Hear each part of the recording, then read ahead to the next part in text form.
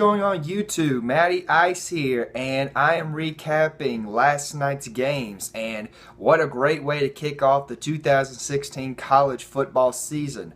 Let's start with the big story, Tennessee versus Appalachian State. This could have been the biggest upset of the year so far. But number 9 Tennessee went in, beat Appalachian State 20-13 in an overtime win. Close though, if you saw where Tennessee fumbled and they recovered it in the end zone. So Tennessee, I believe they will go down, but you got to give it credit to Appalachian State. I mean, they had nothing to lose. This could have been another big win for them. I mean, a few years ago they beat Michigan in that sort of fashion. So, great win for Tennessee, but they got to get things going if they want to be championship contenders. Moving on to another game, it was number 19 Louisville playing Charlotte last night, and they defeat Charlotte 70-14.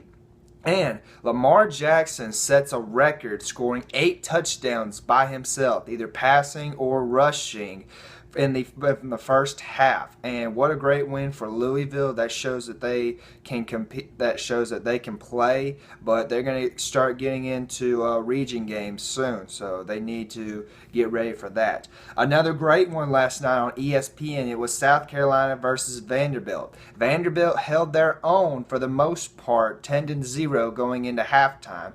I had Vanderbilt picked to win this game, but Will Muschamp in his first outing as head coach of South Carolina defeated Vanderbilt in comeback fashion 13-10. So good job for the Gamecocks last night. Another big one, it was Minnesota and Oregon State battling for it across the whole time. Minnesota coming in winning 30-23, I believe, in late fashion in the fourth quarter. Then it was another good game last night. It was Connecticut and Maine. Maine pulling off what could have been a somewhat upset, but Connecticut winning 24-21. And the final big game that I have, it was Wake Forest and Tulane.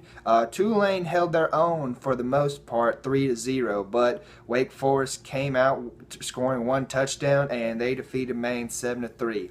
So, for most part of week 1 predictions, I am 1-1, and we're getting ready for the big weekend. That is Saturday night. Saturday. So let's see what happens. Let's see what happens, and that was last night's recap.